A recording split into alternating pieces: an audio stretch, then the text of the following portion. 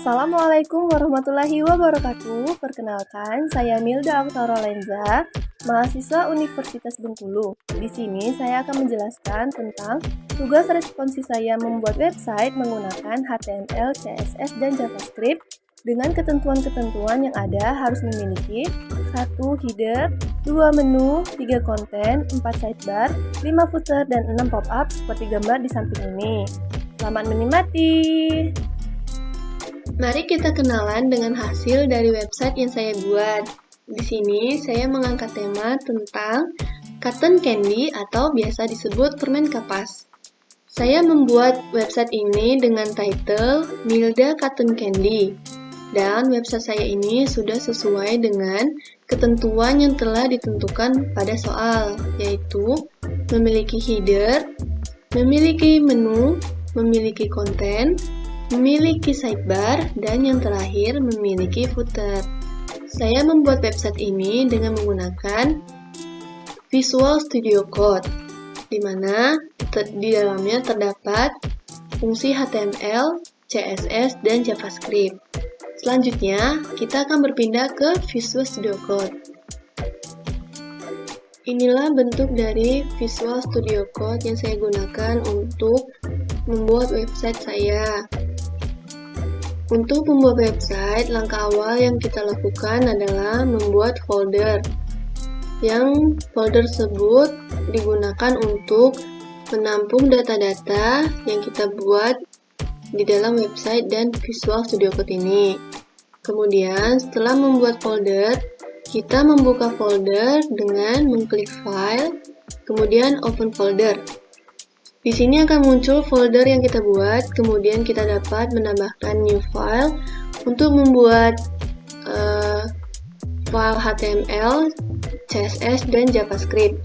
Pertama, saya membuat file HTML dengan nama responsi.html yang dimulai dengan doctype HTML, HTML length sama dengan n.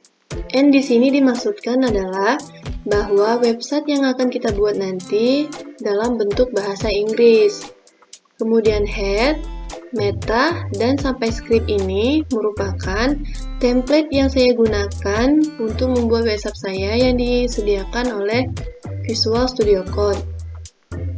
Di sini terdapat link rel sama dengan style sheet, hearth sama dengan responsi.css. Ini digunakan untuk menyatukan file CSS dengan file HTML.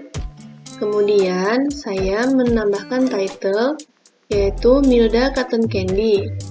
Dan selanjutnya menambahkan banyak-banyak judul-judul dari konten saya, menu, sidebar, dan sebagainya.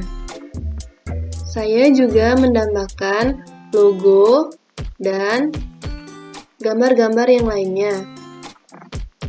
Ada juga fungsi-fungsi yang saya gunakan, di mana fungsi ini merupakan bagian dari JavaScript yang ini. Fungsi-fungsi ini dihubungkan dari JavaScript dengan HTML menggunakan script src sama dengan responsi.js. Inilah yang digunakan untuk menghubungkan data JavaScript dengan HTML. Kemudian, di sini ada footer yang saya beri Milda Oktarolenza Strip Agribisnis 2021.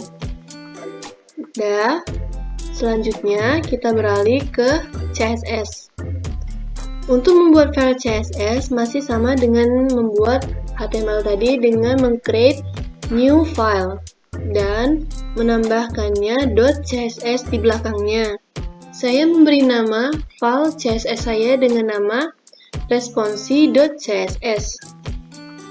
Di sini saya menambahkan banyak fungsi-fungsi yang digunakan untuk memberikan tampilan pada website saya agar lebih menarik dengan menambahkan font, menambahkan warna, mengatur margin, mengatur ukuran, dan sebagainya. Dan juga di terakhir, dari sini Ini merupakan fungsi yang digunakan untuk membuat website saya akan berbentuk responsif atau mengikuti bentuk dari mobile yang digunakan, maupun itu besar ataupun kecil.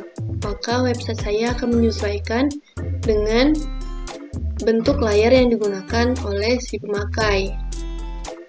Selanjutnya, saya beralih ke responsi.javascript. Membuat file responsi juga sama dengan membuat HTML dan CSS, yaitu meng-create new file dan nama dari file JavaScript kita kemudian ditambah dengan .js.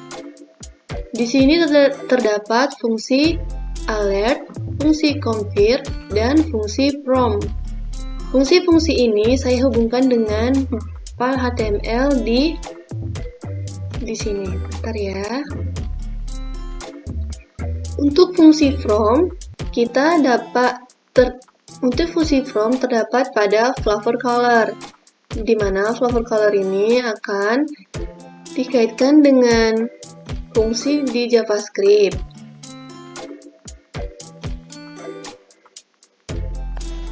Untuk fungsi yang pertama yaitu fungsi alert, di mana pada file HTML saya menggunakan fungsi alert pada menu all variant. Jika kita mengklik menu-menu yang terdapat pada all variant, maka akan muncul pop-up yang berisi download on progress. Seperti contoh berikut ini. Di sini, jika kita mengklik menu-menu dalam all variant yang memiliki fungsi alert, maka akan muncul pop-up seperti ini. Dan seterusnya, kita ke fungsi confirm. Fungsi confirm di sini dalam file HTML terdapat pada menu flavor color, di mana jika kita mengklik menu-menu yang terdapat pada flavor color, maka akan muncul pop-up yang berisi untuk memesan cotton candy Anda harus terhubung ke aplikasi GoFood atau Grab. Apakah sudah terhubung?